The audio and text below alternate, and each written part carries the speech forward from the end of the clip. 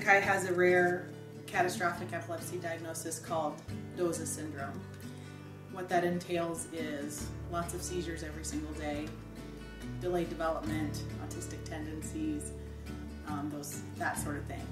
In the end, we had tried every medication that's indicated, 17 treatments in all, plus the ketogenic diet, which is a special diet for epilepsy. So we really tried everything that we could.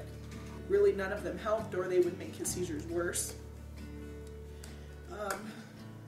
And then the side effects from the medications, of course, are ridiculous.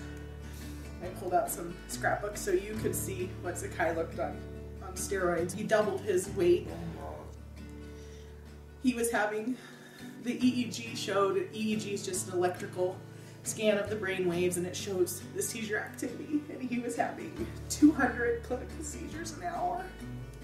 And so there are, 8 people in his room watching him seize over and over. We were there about a week. They just confirmed the diagnosis and said there was nothing else they could do. And we were there to get the confirmation of what we were really dealing with, but to get help, for them to help us. And, they said you've really tried everything in their bag of tricks that they had. Really, not to be melodramatic, but you're in really the fight for your child's life. We finally made the decision, yes, we need to do this. We need to go ahead and get his red card and start this whole process.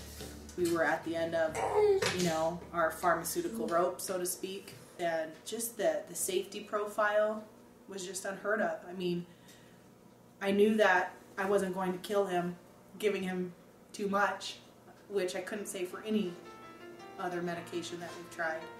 A very common and obvious question is, how do you administer cannabis to somebody like Zaki, who's 9 years old?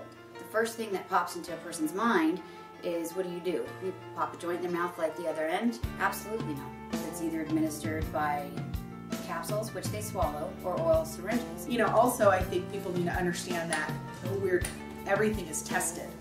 And so we know exactly the milligram dosage of CBD that we're giving, cannabidiol. So people think that we're stopping these seizures by maybe getting the kid high, which isn't the case. It's actually quite a conundrum, because what's happening is virtually all of the anti-epileptic drugs on the market are psychoactive.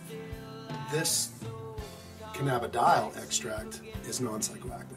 So we're replacing psychoactive medications with a non-psychoactive medication, which happens to come from cannabis. So that's kind of hard for people to accept at first. We may stop to dream, believe in things we've never seen, scattering dreams, spinning in circles. And it's brilliant because we've been able to come off his psychoactive drug completely. At Zakijev's worst, he had 200 seizures an hour, and it has been 106 days now since his last seizure. I get to say, after almost a decade, I get to meet him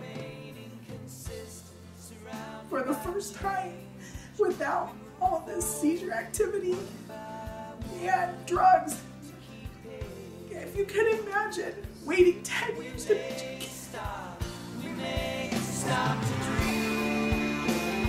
It's surreal. It's absolutely unreal. I don't even have words. I don't have words to describe it. I don't know how you think someone who has, literally saved your son's life.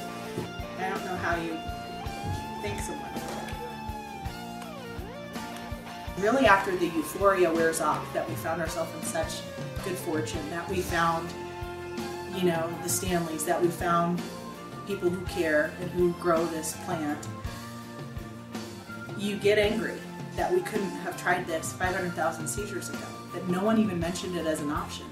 We love our doctor. I love him. I feel like he's in the fight with us. He signed for us. Most doctors won't. But he's never, even in all of these years, shown us the compassion that the role of caring has. Thank God we live in Colorado, but if we didn't, I would do whatever I needed to do to be able to provide this for my child. I know what is real, and we may stop to dream, believe in things we've never seen, scattering dreams, spinning in circles that never stop, never end. It just roll along in a stream of consciousness.